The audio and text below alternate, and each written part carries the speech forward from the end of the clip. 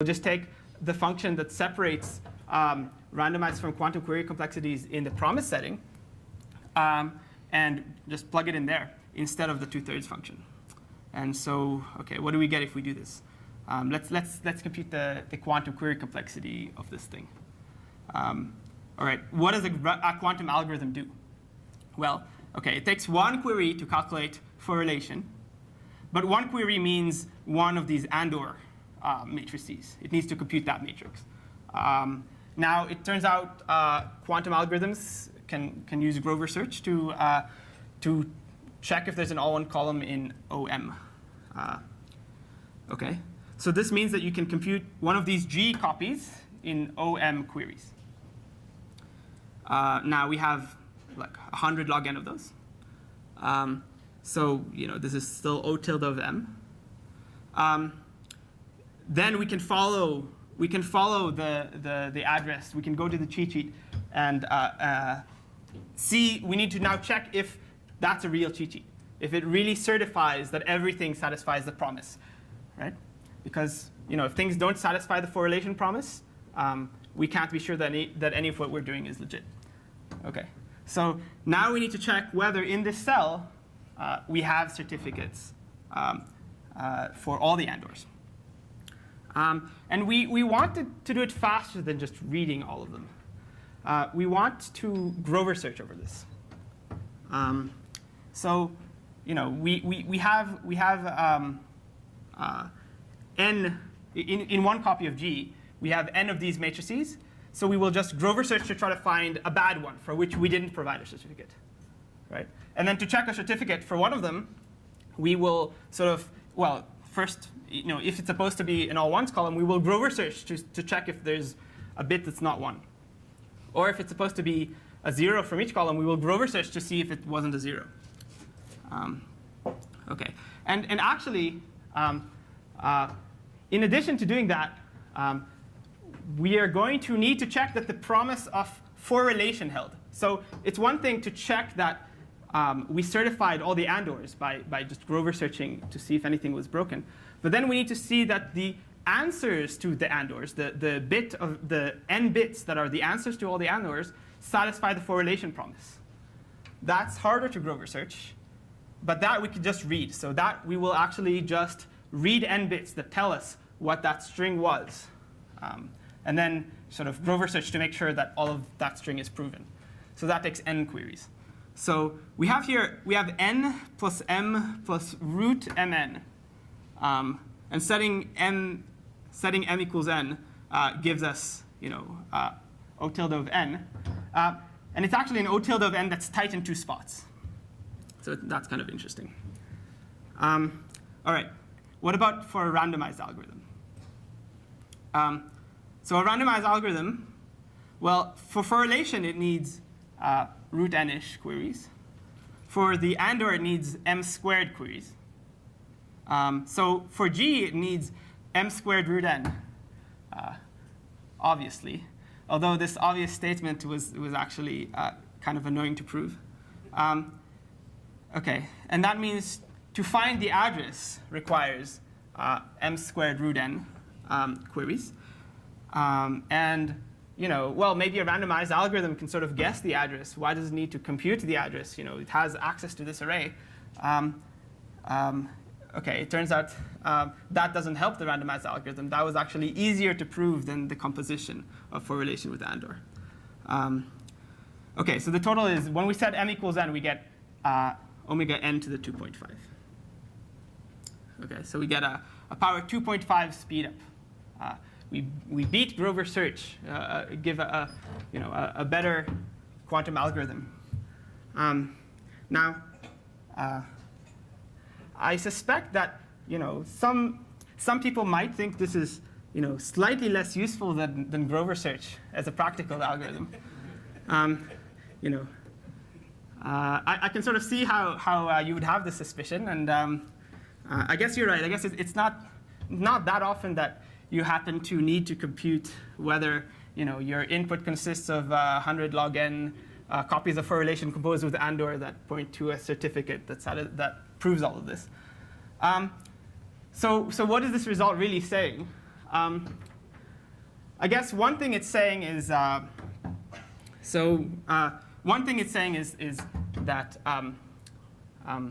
well, at least in the query world, we were very wrong with our intuitions of what's possible and what's not. So one way to look at it is this is a query result, not so much a quantum result. Another way to look at it is saying, if we wanted to prove our intuition that Grover search is the best you can do in something, in some setting, this intuition seems very reasonable to me.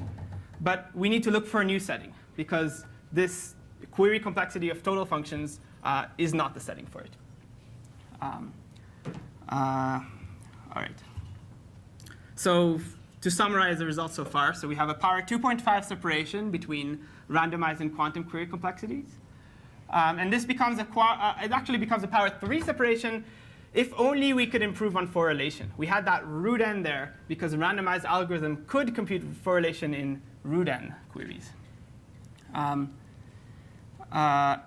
and the best known upper bound is still 6. So it's still a bit far away. OK, I kind of conjecture that the real answer here is 4. I'll talk a bit about why in the end. OK, so what more can we do with the cheat sheet technique? So here's a table of query complexity measures. So to read the table, you should sort of look at the so for one cell here, you look at the row, say D, and you look at the column, say R.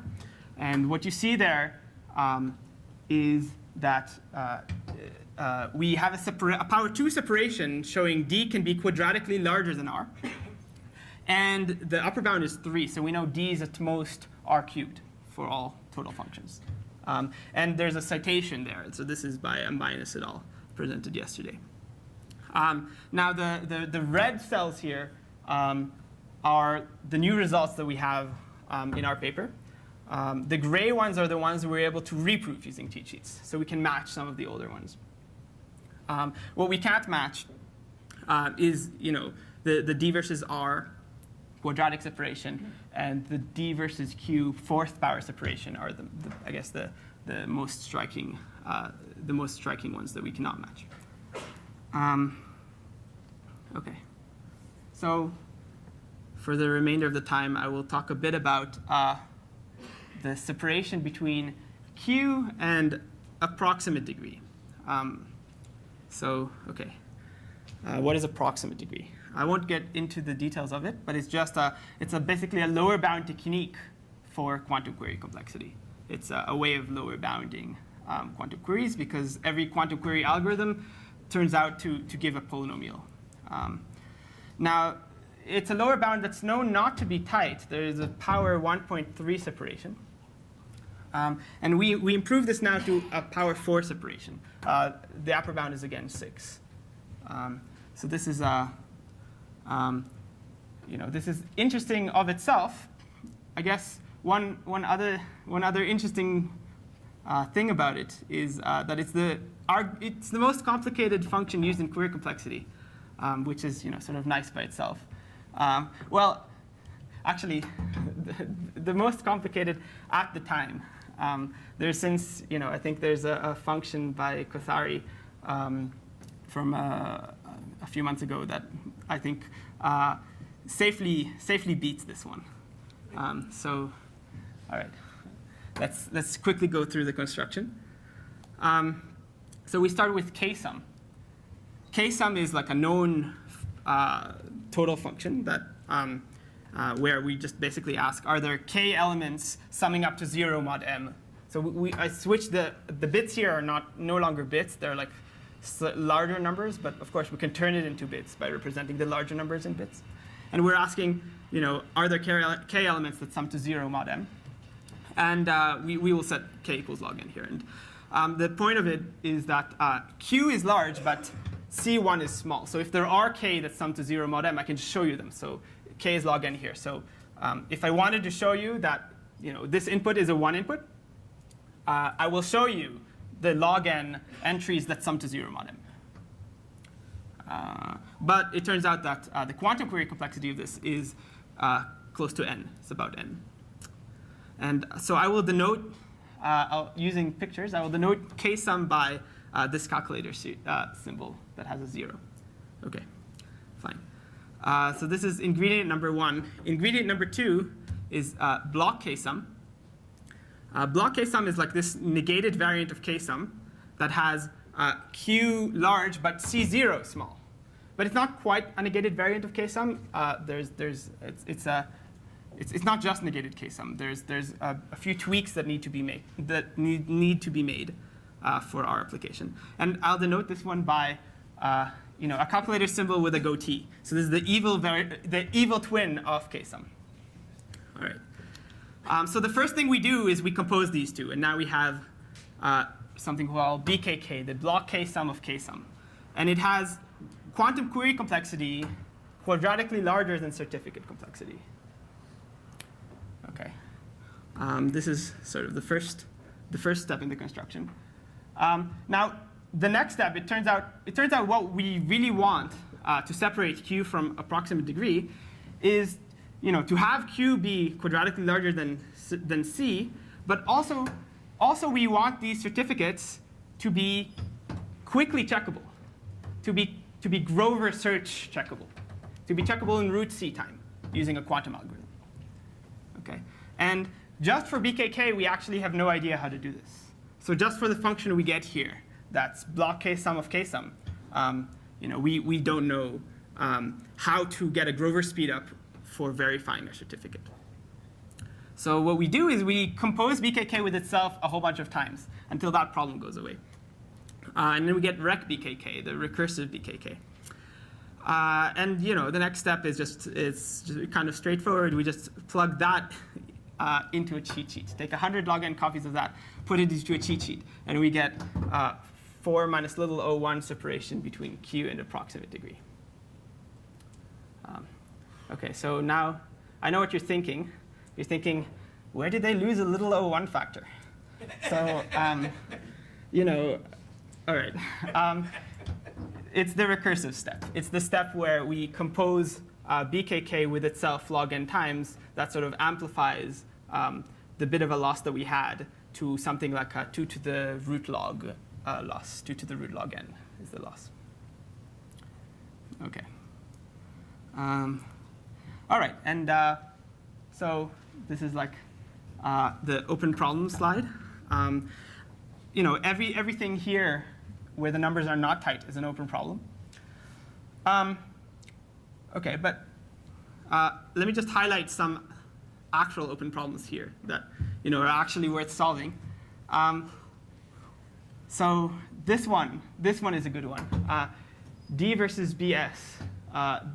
Deterministic weird complexity versus block sensitivity.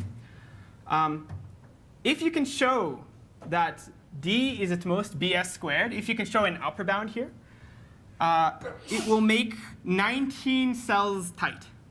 It will make so all the cells with a star become tight. So that's a really good one to work on. But that's if you can show the upper bound. Unfortunately, all the tools we develop here are only tools for lower bounds. And also, all the tools just completely fail for block sensitivity. So it needs something fundamentally different. The other really good one, if you want a bit of a more tractable lower bound type problem, is this cell there.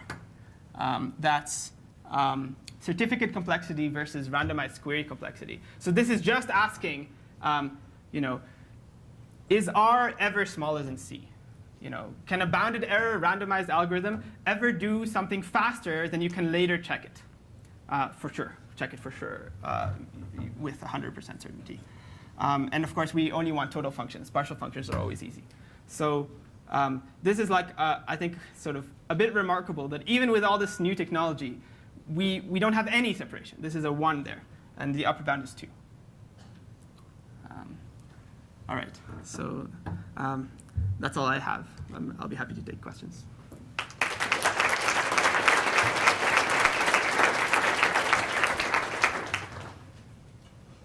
OK, so we have time for questions.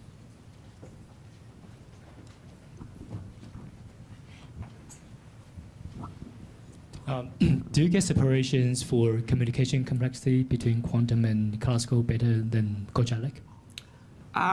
So plausibly, yes, but the lower bound for randomized square complexity turns out to be very hard to prove.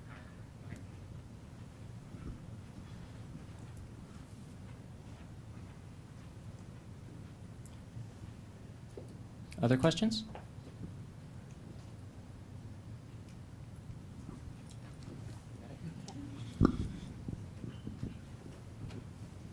So on your remark about the usefulness of the cheat sheets versus Grover, and one of the reasons why Grover turned out to be useful was you could replace a small bit in Grover with an algorithm that gets amplitude amplification. So could you imagine an application of this or something like this to cheat sheets? Sorry? So, what was the question exactly? So in short, could you imagine doing something to your problem as amplitude amplification is to Grover? Oh, I see. As an application. I see. Well, the quantum algorithm part of this function is really a combination of only two ingredients, which is the quantum algorithm for relation and the quantum algorithm for Grover. And those are like sort of already well studied. So it's not clear that you really get any new insight, any new quantum insight. What you gain is new query complexity insight. That's how I think of it, at least.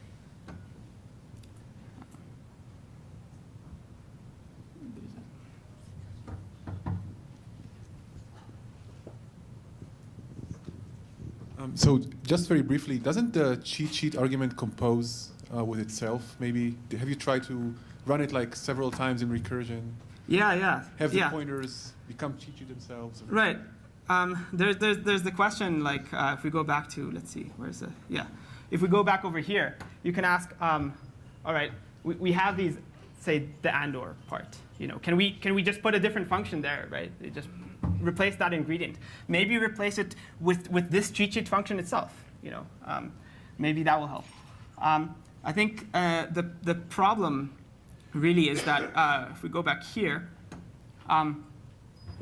the quantum upper bound is tight in two places. We have this like n plus m plus root mn, and it's just like it seems very difficult to improve anything here. Whenever you improve one part of it, the other part is still tight, and you still only get at power 2.5. So without improving the forrelation result, the partial function result, I don't know how to compose cheat sheet with itself and improve on this. There were some recent papers that do get something by composing cheat sheets with themselves. But not for these measures, not for R and Q and D, only for things like unambiguous certificate complexity.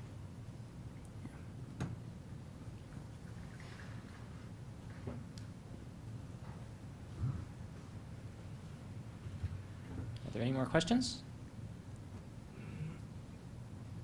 Okay, well, if not, then let's thank Shalev again.